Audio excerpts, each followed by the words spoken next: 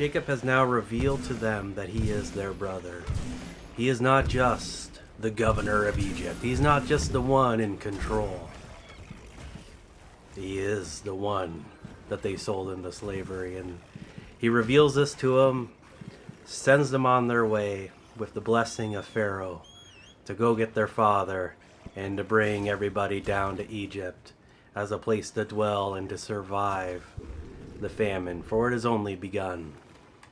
Genesis 46:1. So Israel made his journey with all that he had and come down to Beersheba, a place hallowed by a sacred memories, and offered sacrifices to God of his father Isaac. It took a lot to convince Israel that his son was alive, that he would be able to see his son again, the one that he thought was dead for many years. But now there's a new light in his eye, a new joy, and he is coming down to meet him and bringing everyone with him. Genesis 46:2. And God spoke to Israel in visions of the night and said, Jacob, Jacob. And he said, Here I am. 46:3. And he said, I am God, the God of your father. Do not be afraid to go down to Egypt, for I will there make you a great nation. So Beersheba has shown up a few times, and we've seen a lot of stuff kind of happen there. And this time, he's getting this wonderful vision of God, or from God, I should say. And of course, we got that line that I keep bringing up every time I see it, do not be afraid. And then we have the communication process entering its enrichment phase, and we see the idea of Israel going down and becoming a great nation. His family, they will multiply down there. For that's what a nation is. A nation is made up of people. And Israel's bringing down all of his sons, and of course one of his sons is already there running the show. So they're going to multiply down there. They're not going to be just there for a season. They're going to be there for an extended period of time for them to grow into a people that can be a nation. Genesis 46:4. I will go down with you to Egypt, and I will also surely bring you, your people Israel, up again. And Joseph will put his hand upon your eyes when they are about to close in death. So here we have another promise, a promise made to Israel from God, in that Joseph will put his hands on him when he's close to death. So before he dies, he's going to definitely see his son again. And that is a wonderful thing, that he's going to be able to make the journey down there. Then we have this other aspect of returning back afterwards, that they're going to be down there for a time, become a nation, and then they're going to return. They're going to return back to the promised land. Genesis 46:5. So Jacob arose and set out from Beersheba, and Israel's sons conveyed their father, the little ones, and their wives in the wagons that Pharaoh had sent to carry him. So they're heading out on the journey, and they're making good use of the wagons that Pharaoh sent, so that they're all able to move down comfortably and not having to walk it by foot, especially the children, the women, and I mean, Israel's pretty old at this point, so making it easier for them in this long journey. Genesis 46:6. And they took their cattle and the grains which they had acquired in the land of Canaan, and came into Egypt, Jacob, all his offspring with him. That's kind of an interesting line when it talks about the grain that they acquired in Canaan. I wonder if that was some sort of crop species thing or something, whatever type of wheat or grain that they were growing there. They had the seeds thereof, so they'd be able to reprocess it in the new land, the land of Egypt, bringing new things there for them to grow. Although it could also be just the aspect of what remained of their supplies that they had for their animals and their families, right? So anyway, they're hauling it all down to Egypt, so that's good. It sounds as though nothing was left behind. No one was left behind. They all made this journey. Genesis 46:7. His sons and his sons' sons with him, his daughters and his sons' daughters, all offspring brought with him into Egypt. 46 and 8. And these are the names of the descendants of Israel who came into Egypt. Jacob and his sons.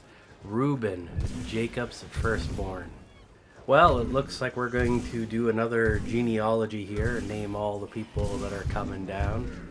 46 and 9. And the sons of Reuben, Hanok, Palu, Hezron, and Carmi. 46 and 10. The sons of Simeon, Jamel, Jamin, Ohad, Jichin, Zoar, and Shaul, the son of a Canaanite woman. 46 and 11. The sons of Levi, Gershon, Kofa, Merari. 46 and 12. The sons of Judah, Er, Onan, Shelah, Perez, and Zerah. But Er and Onan died in the land of Canaan. And the sons of Perez were Hazon and Hamul. 46:13. The sons of Ishkar, Tola, Puver, Lob, Shimron. 46:14. The sons of Zubulun, Sered, Elon, Jahil. 46:15. These are the sons of Leah, whom she bore to Jacob, Padam Arma, together with his daughter Dinah. All of his sons and daughters numbered 33. 46:16. The sons of Gad, Ziphon, Hagi, Shuni, Zabon, Eri, Arodi, and Arieli. 46:17. The sons of Asher, Imnah, Ishvan, Ishvi, Beeri, and Sarah, their sister. And the sons of Berha, Heber, and Melchil. 46:18. These are the sons of Zilpah, the maid, whom Laban gave to Leah, his daughter. And these she bore to Jacob. 16 persons are told. 46:19. The sons of Rachel, Jacob's wife, Joseph and Benjamin. 46:20. And to Joseph in the land of Egypt were born Manasseh and Ephraim, whom Asenath, daughter of Potiphera, priest of On, bore to him. 46:21.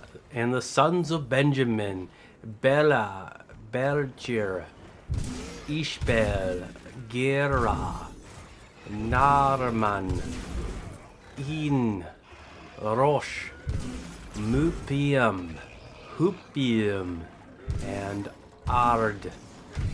46:22. These are the sons of Rachel who were born to Jacob, 14 persons in all. 46:23. The sons of Dan, Hushim.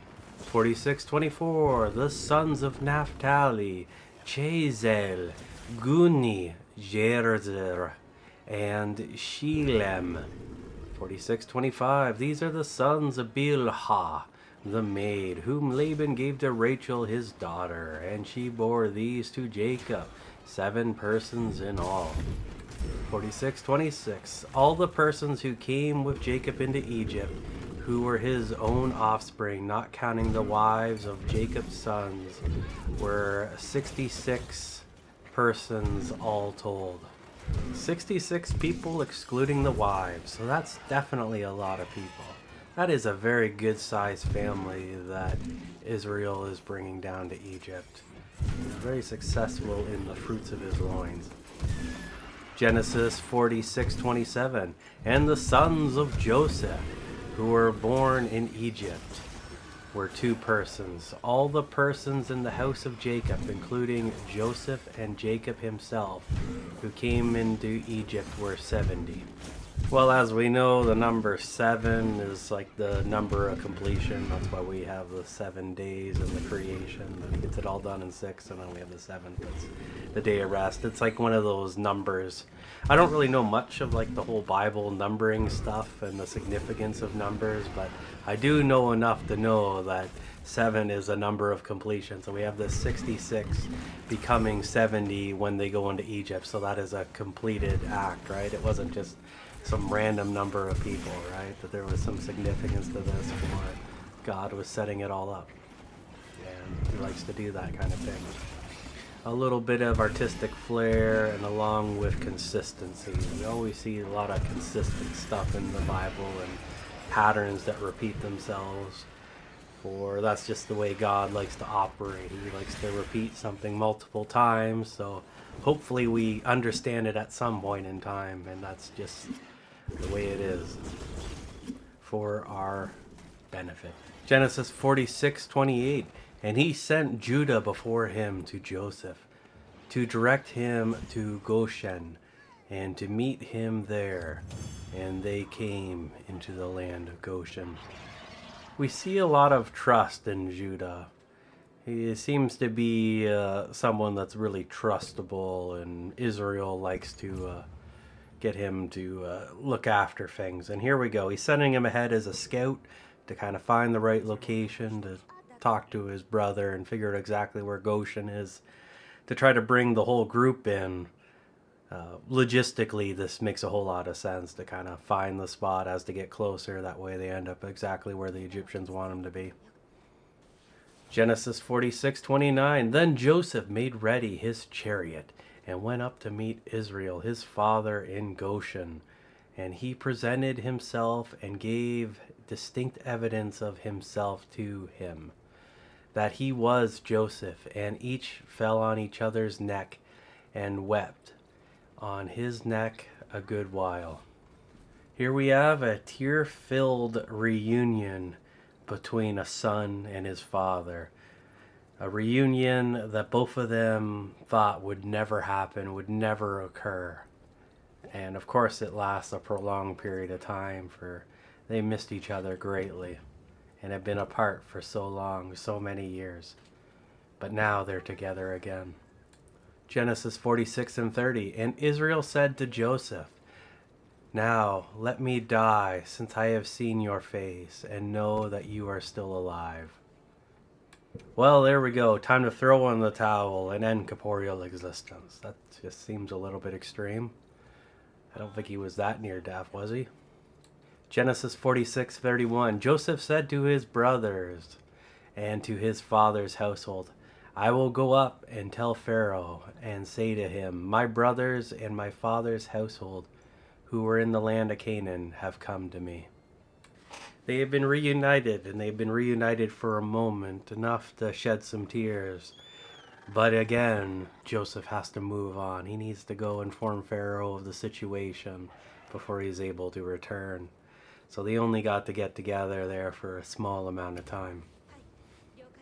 Genesis 46:32. And the men are shepherds, for their occupation has been keeping livestock, and they have brought their flocks and their herds and all that they have. 46:33. When Pharaoh calls you and says, what is your occupation? Genesis 46:34. You shall say, your servant's occupation has been as keepers of livestock, from our youth until now, both we and our fathers before us, in order that you may live in the land of Goshen, for every shepherd is an abomination to the Egyptians. This section here, it almost sounds like getting your story straight when the cops are pulling you over. You want to know what you want to say beforehand. You want to be ready with an answer.